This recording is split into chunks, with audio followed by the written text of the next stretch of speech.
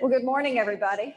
It's nice to see everybody here. I will tell you, there is so much going on trying to pull off an event with COVID. I don't think I could be holding one more device or one more microphone, but in true Tallahassee Chamber fashion and our business community, we are here. We are also live streaming for those that are not able to attend. Socially distanced, COVID protocol all in place. And I personally want to thank all of you as business leaders for continuing to drive our community and in a very safe fashion and keeping our economy rolling. So very excited this morning for our CEO series. We have a lot of people that are here with us that are special friends to the Chamber and strong business leaders in our community. So a couple things I'd like to do. We have just started as a Chamber of Commerce. Our new fiscal year started in January. I want to thank Jay Smith with Ajax for being our chairman, who is here this morning, and for his strong leadership. And Sammie Dixon, who is our speaker, is actually our chairman-elect on our board of directors. And so you'll be hearing from him in just a few moments. We have several board members who are with us here today. We have representatives of our affiliate programs, Access Tallahassee, World Class Schools, and Leadership Tallahassee. So we are very excited. We also have new board members that are here. I just made eye contact with Ben Pouch with Lucky Goat. And it was interesting. If you want to know how your economy is doing, you ask how your coffee sales are doing in your community. And it's wonderful to hear Ben saying that business is strong, and he thanks his many customers. And Ben, we thank you for what you're doing and for agreeing to come on our board of directors as well for this year. Well, we could not do these programs without our sponsors, and we want to thank the sponsors for being with us. We have two sponsors I'd like to highlight. Our first sponsor could not be with us this morning, but I want to make sure I give a great shout out to this very unique new development tucked in within Southwood. I had a chance to go out there for, excuse me, the groundbreaking, and it was just very exciting. It's Carrie Drew. I'm going to read a couple comments, but Carrie Drew, CEO of Drew Developments.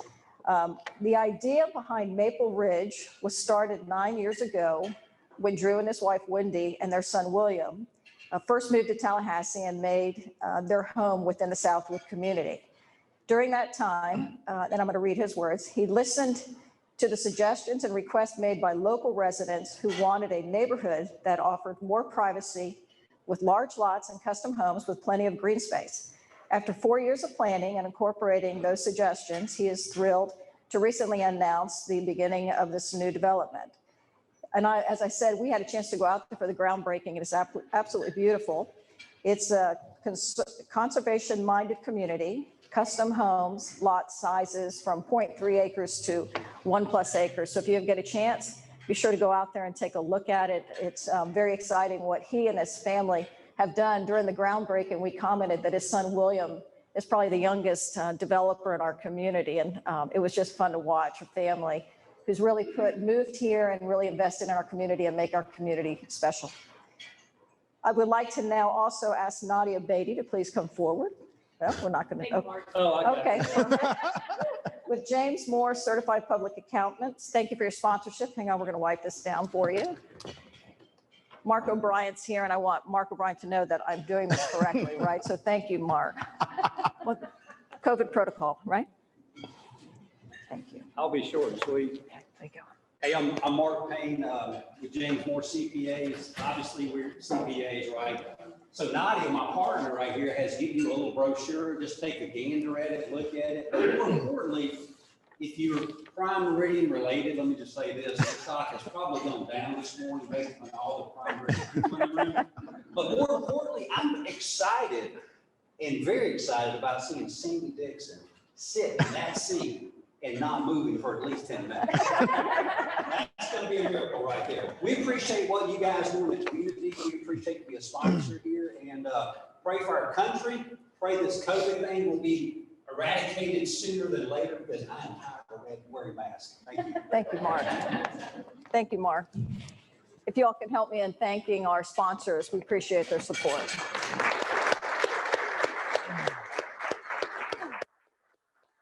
So Mark, to that point, anyone who's attended before knows we usually have chairs up here that swivel and have wheels. And Dana and our team wisely said, no, we're gonna make it squarely stationary for you, Sammie. So if I can, I'm going to ask Sammie to come on up. Your microphone is live, or it should be. Let me make sure. Hang on one second. Hang on. Don't do anything. Don't touch it. You're ready to go. It'll be good. Okay. Just trust me. And we were also joking. So as a chair-elect, and Sammie and I have had a chance to work together for several years. I did admit to him that the reason we do chairman-elect, it gives us a year to warm up and figure out each other's style. And I think we're going to need all of that time. No, Sammie's a good friend.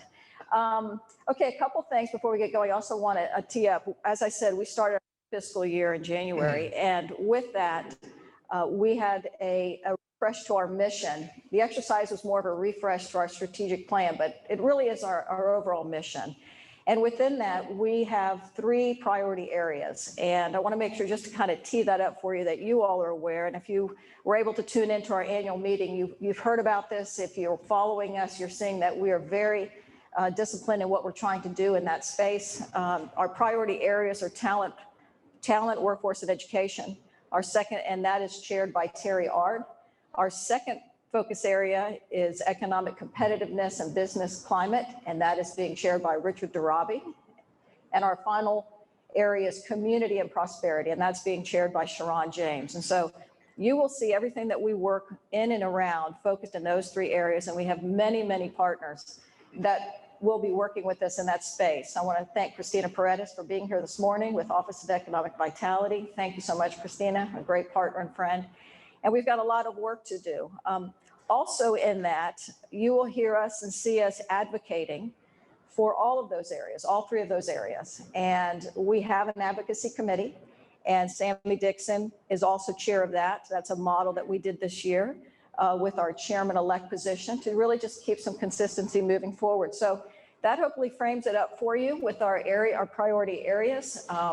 This morning is not so much about the chamber, though. It's about the CEO series and our hope and desire to make sure that we highlight our strong CEOs that are in our community, to hear about them, their personal and professional journey, as well as their business, but also their perspective on the community.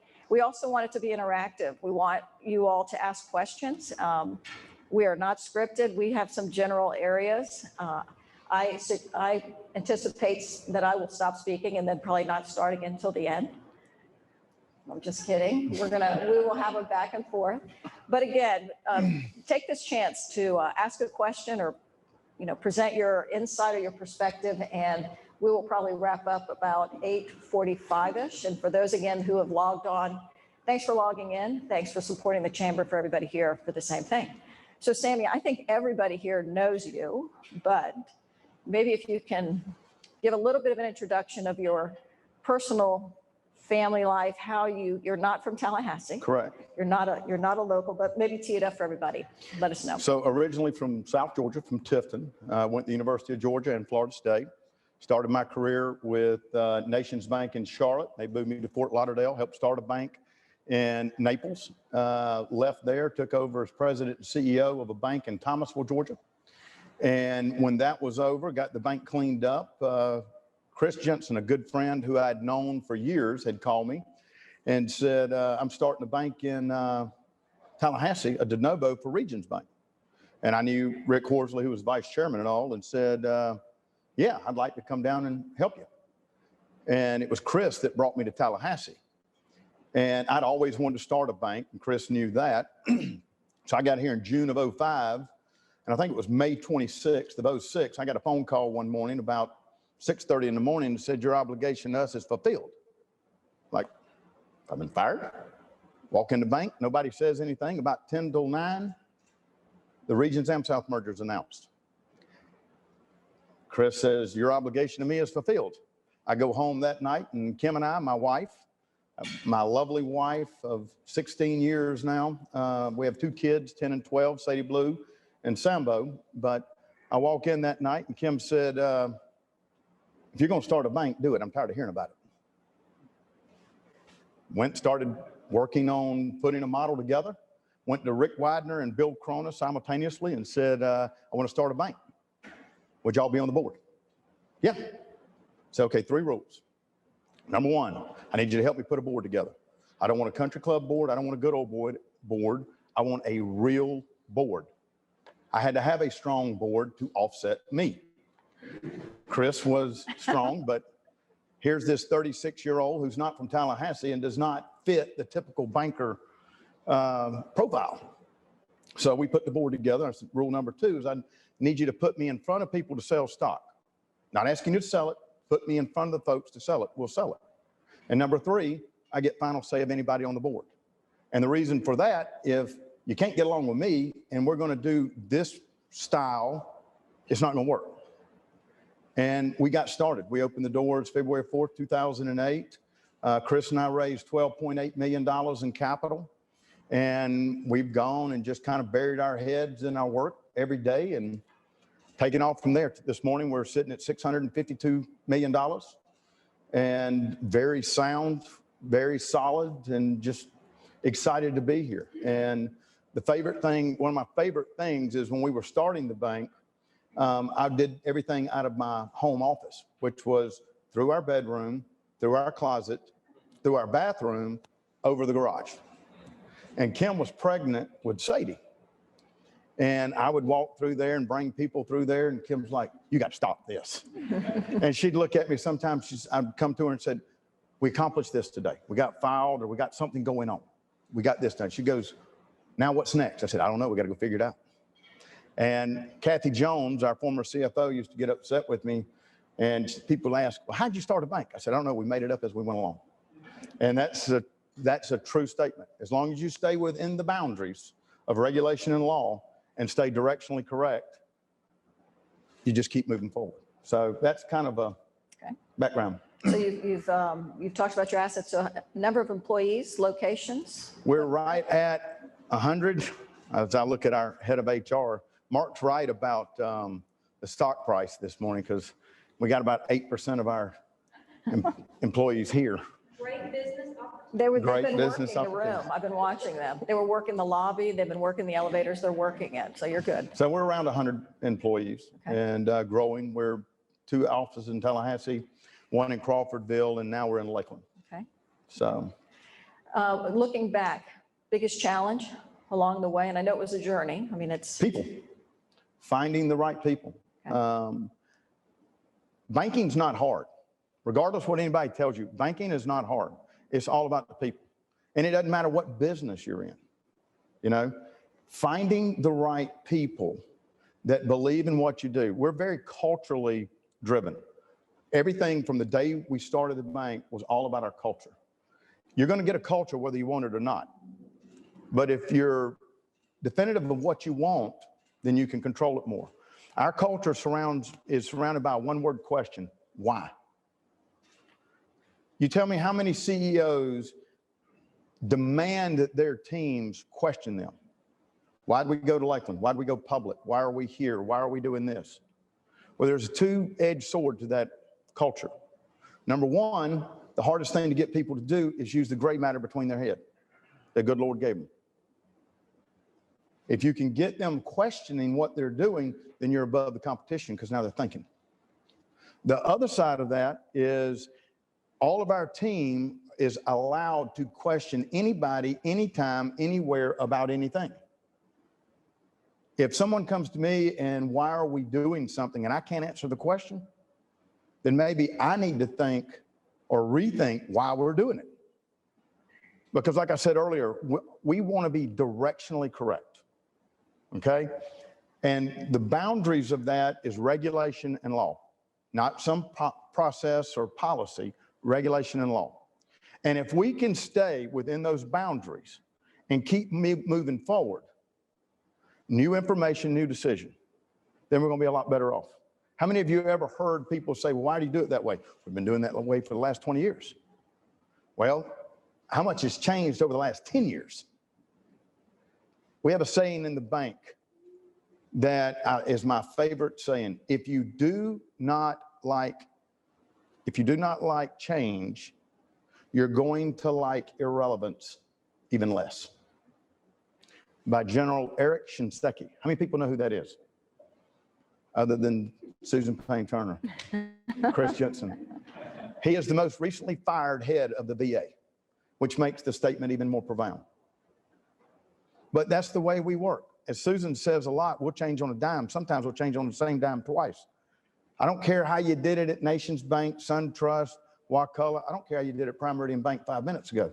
If it's not right, we're going to stop and we're going to change it immediately.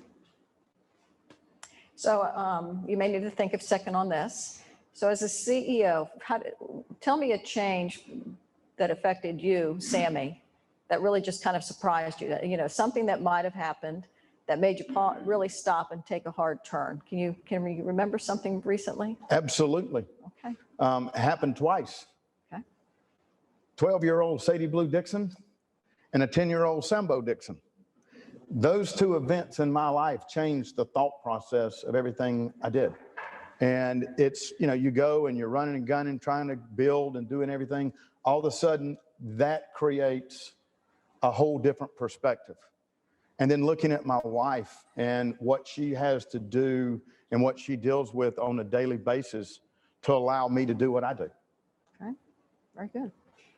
Any questions? We just downloaded a lot, basically a $600+ million financial institution. And a CEO kind of laying that out. Any questions from the audience here? That Todd Sperry, I can always count on you. You're wonderful. So if you may say it, if I don't think it's loud enough, I may repeat it for those that are watching. Sure.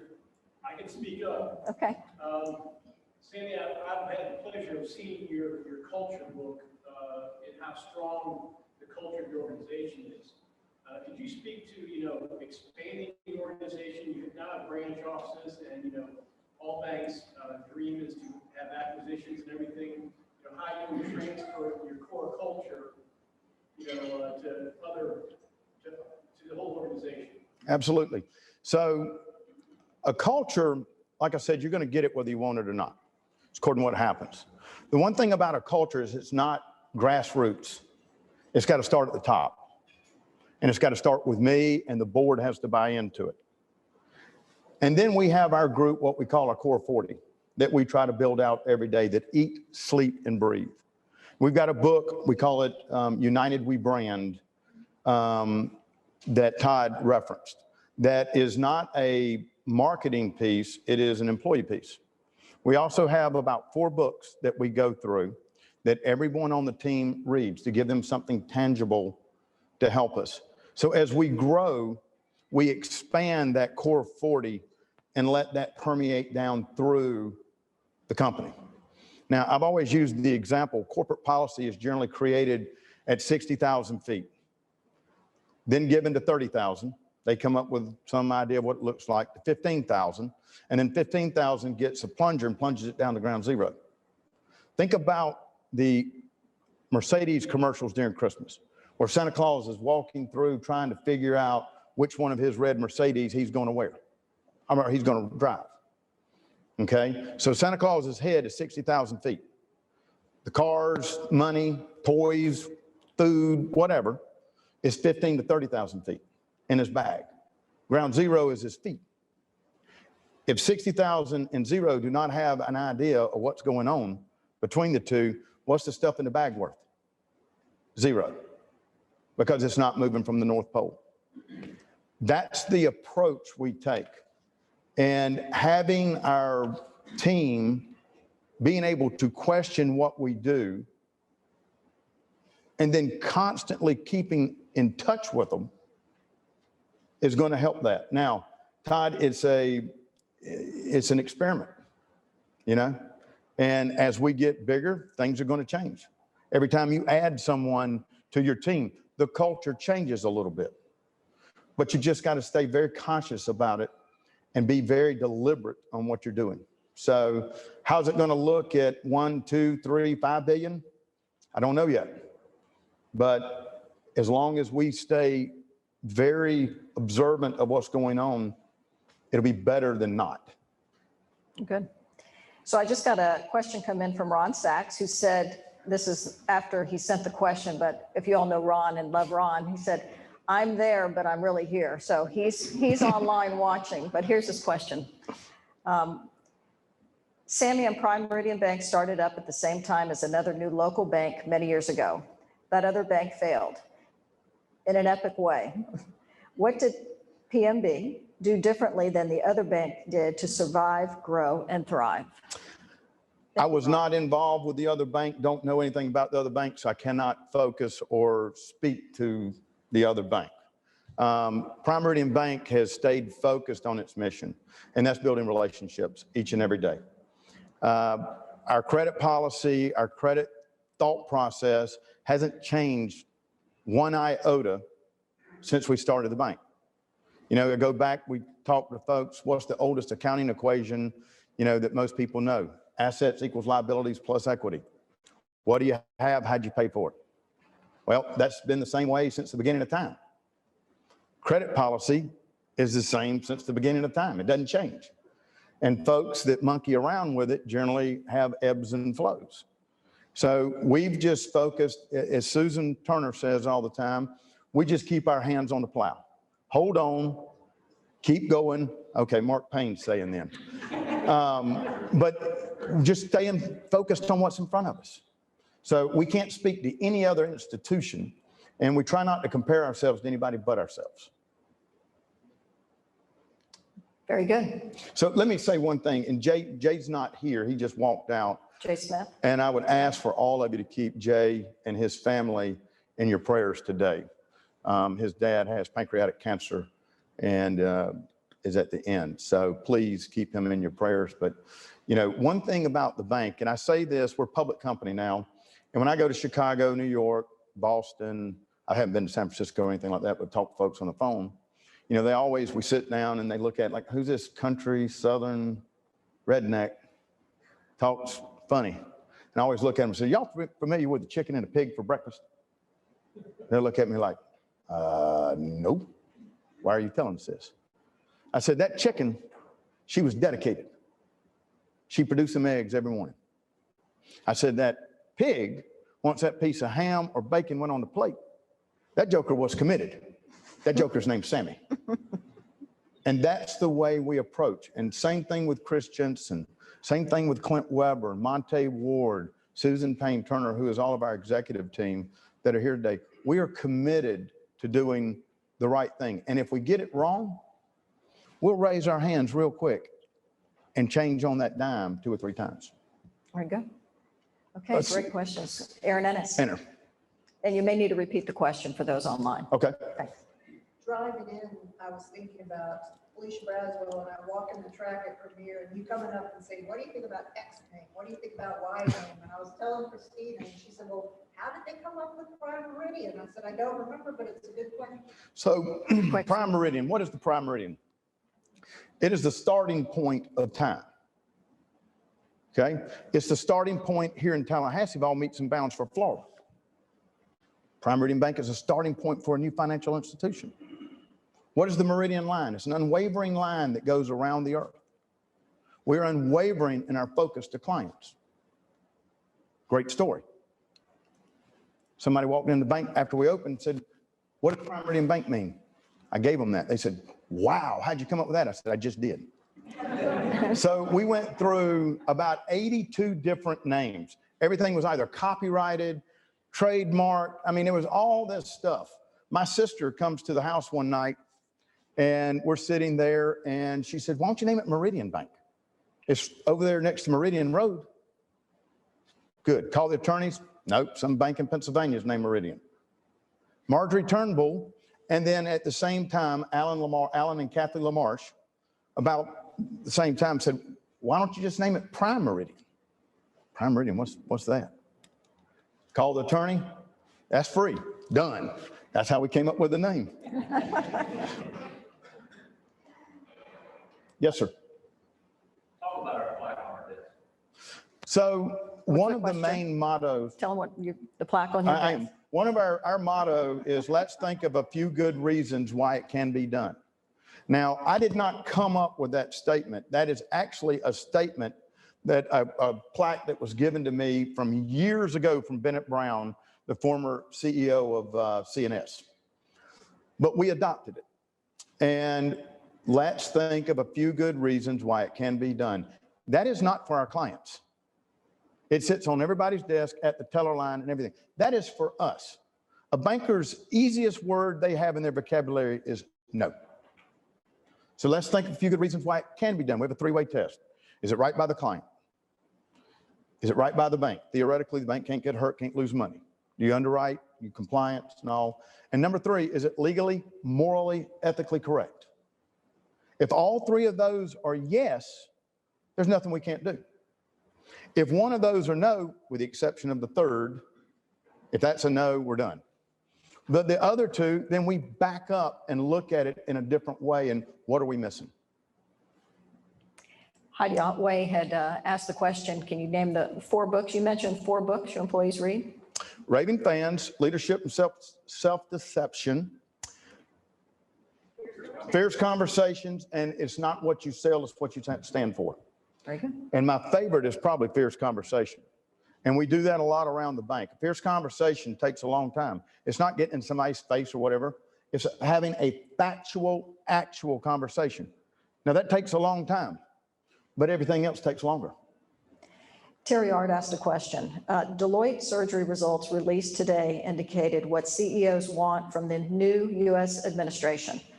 After addressing the nation's political, economic, and healthcare crisis, CEOs have their collective sights on 3 areas: infrastructure, climate change, and workforce training.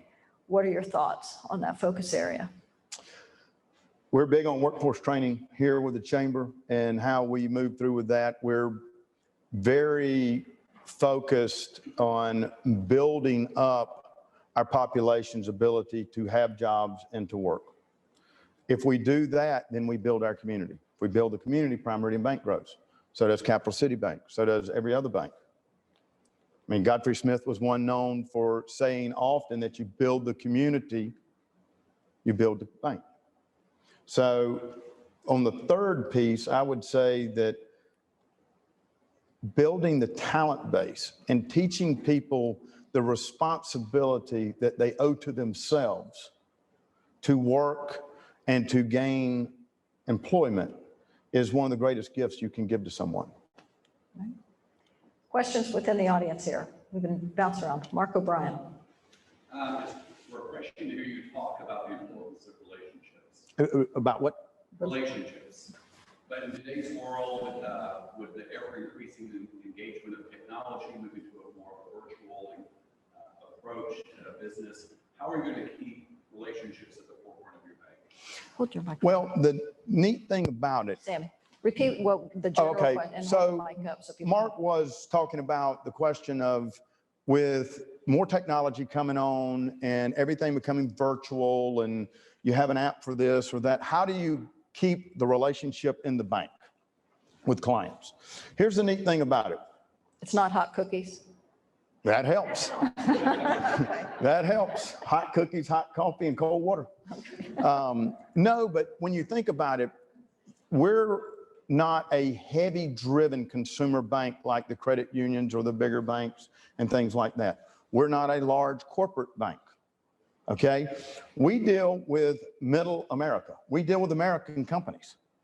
There's no app out there for a company between 50,000, 100,000 in revenue to 10 million to go out there and fill out an app and get they haven't come up with algorithms yet to figure out how to help small business. So our niche is dealing with people, being able to sit down, any business, whether it be Moore, Bass, whether it be anything in here. There's nothing more than a story. Lucky Goat's a great story. But in order to expand and do that, there's no app you can go in and say, I need this money. We all heard about the fintechs and crowdfunding and all that kind of stuff. You hear about it anymore? Why? They all lost money. Because every business is a story. And as long as that's the case, every business is going to need a banker to walk down or walk into and sit down and talk with and tell their story. And then give the financials and all the stuff to substantiate what they're trying to do. Does that answer your question? Any other questions? Katrina. And Katrina, I want to thank you. Katrina Roll said that this is the second event you've attended and so thank you for that.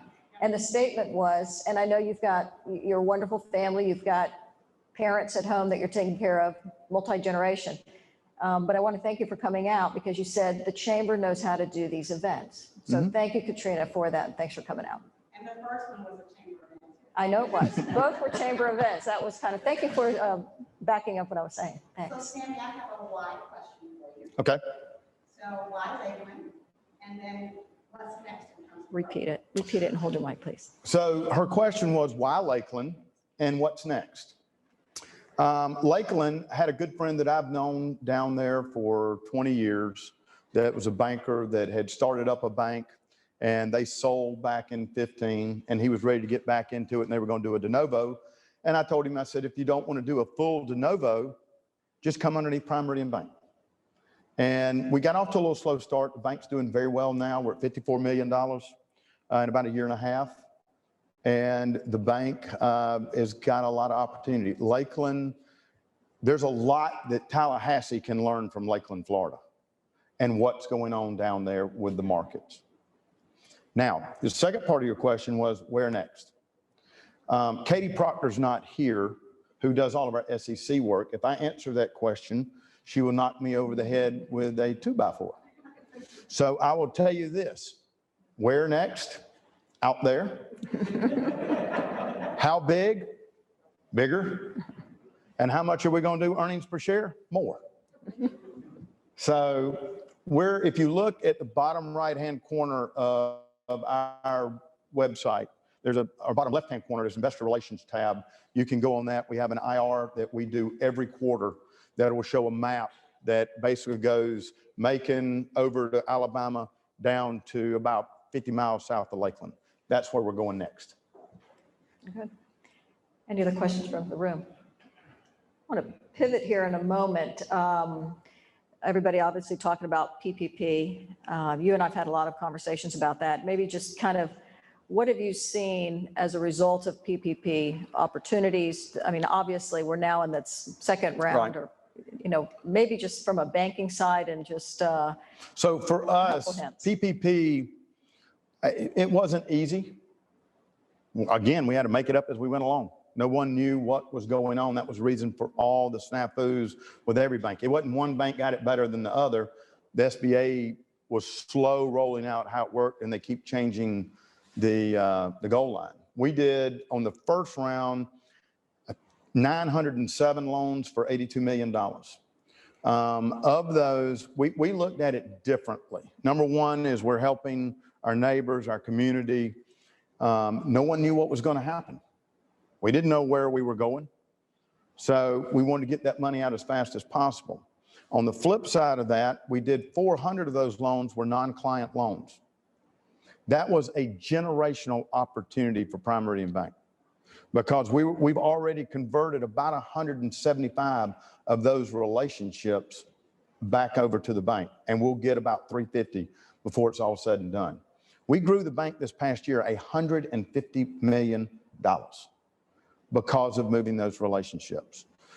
We're in the forgiveness process. That is starting to smooth out a little bit. We're in the second round, or third round technically, but second offering. There's going to be more scrutiny on this particular round on the forgiveness piece, and you've got to have probably better documentation than you did on the first round. We're right now around 230. I look at Mary, 230, 240 applications and 12 million. The biggest thing we're seeing on this round is the numbers are much smaller. Mm-hmm. So I know Capital City's doing it a good bit. I talked with Ed Canup yesterday about it, and I think they're about 62 million. So it's starting to flow now, but if you need it, call your bank. If you went through a bank the first time, whatever bank you went to, you will do better to go through them the second time. Okay, the SBA's actually come out and said that. So for the forgiveness piece and everything, it'll be easier for flow. But if you do have a business that has had a 25% reduction quarter over quarter, I would ask you to, call a bank, call your bank, call us to get the money. And I would also encourage, if you're a 501c6, to apply. It is now available for 501c6. So please do that. Maybe a follow-up question here real quick was, what can Tallahassee learn from Lakeland? Maybe just kind of your windshield observation on that. The overall mentality of the community, they're very pro-business, pro-growth. However, they're doing it in a very meticulous manner. It's not just sprawl. But you got to start with, we want to grow. We want to create new jobs. The poverty issues that we've talked about in this community that we're going to start talking about a lot more, and crime. The chamber is, with OEV's help, with the Florida Chamber's help, coming up with a scorecard that we're going to show to everybody. The only way we can improve those scorecards on the crime and the poverty, kindergarten readiness, third grade reading scores, graduation rates, is growing our economy. And if we do not do that, we'll die. Lakeland has embraced that. Lakeland right now, I toured Tuesday. They've got a thing called Bonnet Springs Park. It's basically a miniature version of Central Park in Lakeland, Florida. They took a very blighted area. It's a Cascades Park on steroids. And I can tell you, at first, when Cascades Park was started and talking about all the money, I was very skeptical. Now, seeing what it's created in bringing people together, I look at it differently. Looking at Bonnet Springs Park down in Lakeland, now this was different. This was not a public deal, it's a private deal. The Barnett family gave a lot of money to make this happen, but it's something that will bring everybody together. So, the permitting process, I had the opportunity to sit with the city's growth management group yesterday. They're very interested in feedback, a lot of great comments, but it's just continuing that conversation about growing and doing it smart. The whole Wilani thing that we went through, that is a huge win for everybody in this community. And just putting our heads in the sand and saying, we don't want to grow anything. That doesn't make sense.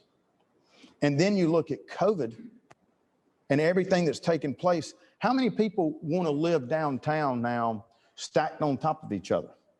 Talk with any car dealership. They sold every vehicle they could get.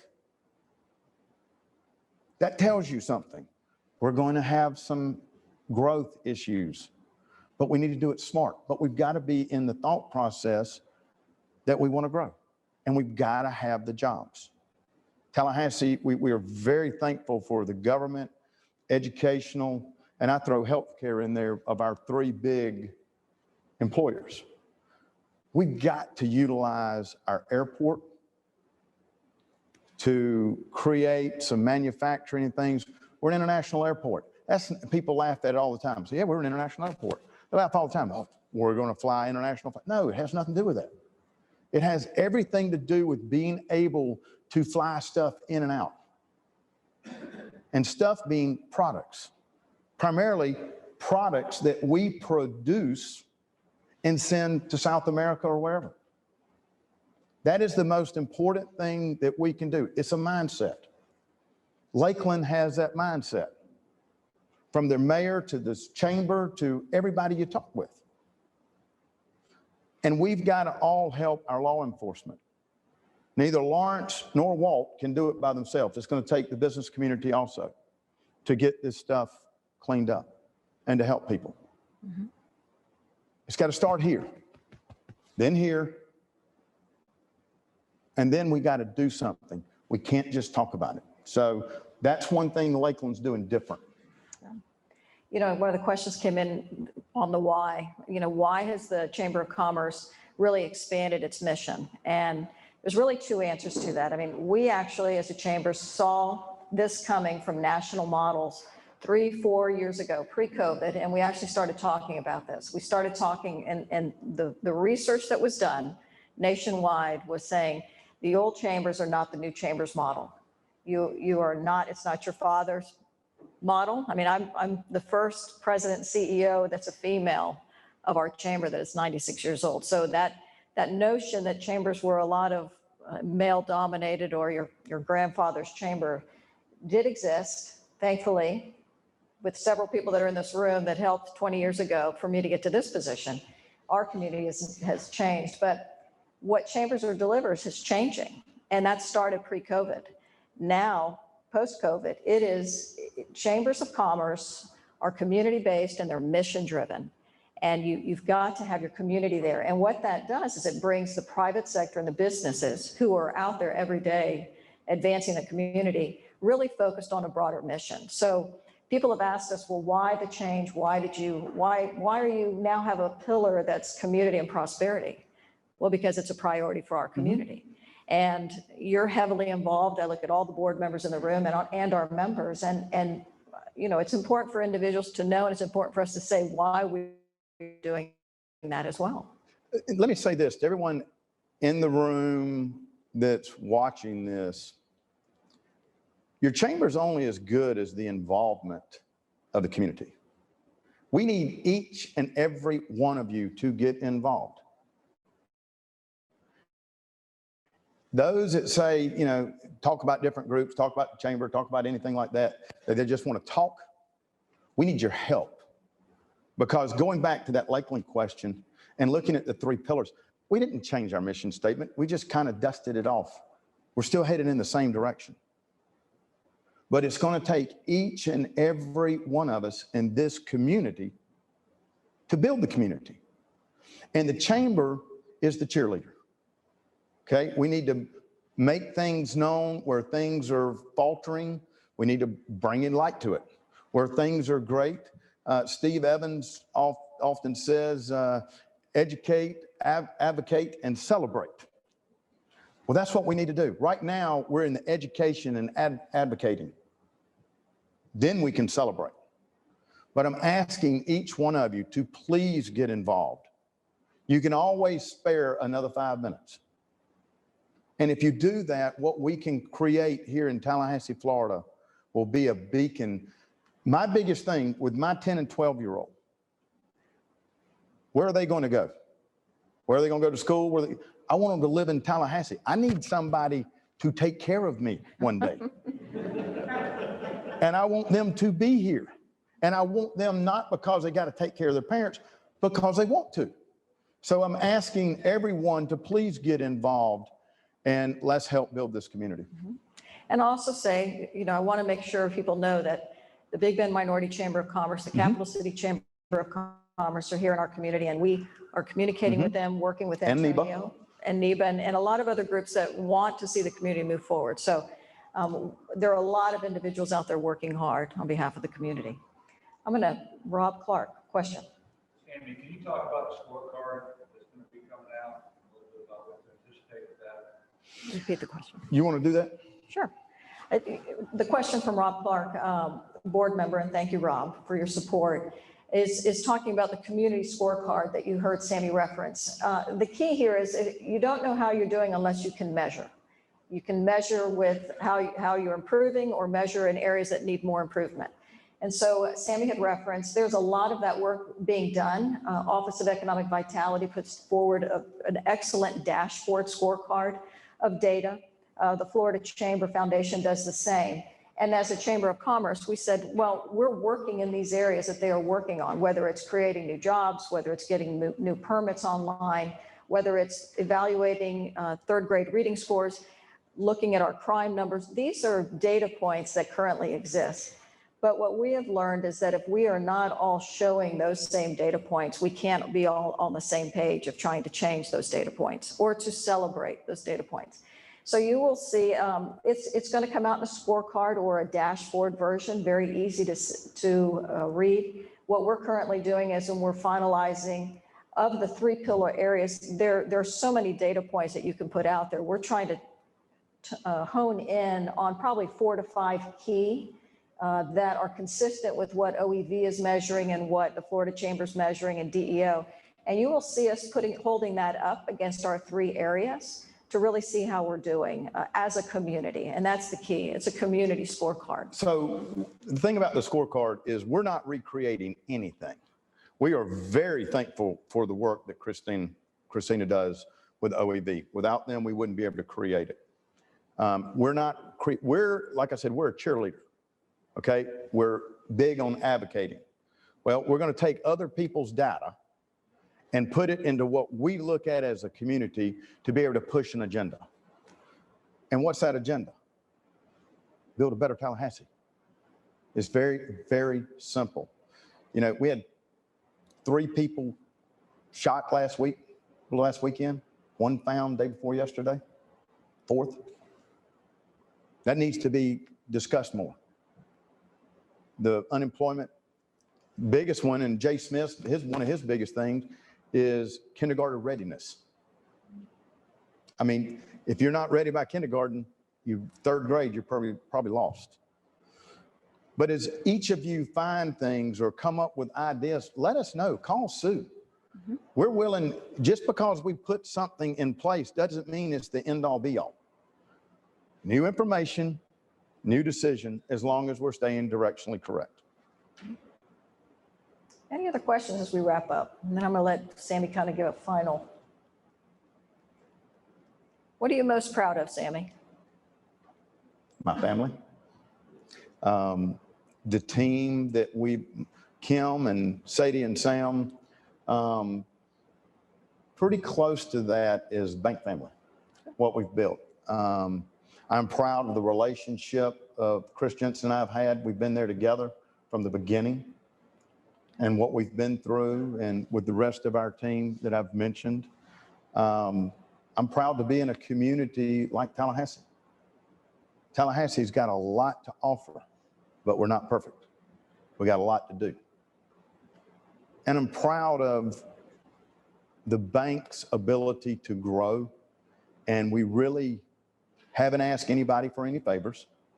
We haven't taken a shortcut. What you see is what you get. And I'm as proud of our transparency and who we are and who I am from that standpoint. I know most of you in this room. I have evolved, as Sue used to say, no, this is the new Sammie. Don't go back to the old Sammie.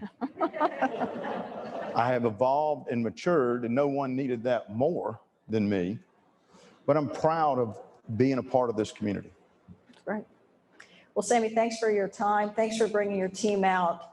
And thank you all for coming out. It's a great way to start the year. We've got a lot going on. And for those that are chamber members, thank you all. We need your support. And again, as Sammie said, talk to us. Let us know what we can do better. We always want to improve. And to our chamber team, thanks you guys for working as hard as you do to pull these events off. Please check our website. We do have programming coming. We are taking it day by day, but we are going to keep pushing forward because we must. And again, I want to make sure I'm not missing anything here. A lot of wonderful faces that are here. I want to shout out to Stuart and Sissy. Thanks for coming out. Good to see you. You've got some great friends, Sammie. They came out to see you just this morning. So everybody have a great rest of the day. Be safe. Take care. Thank you.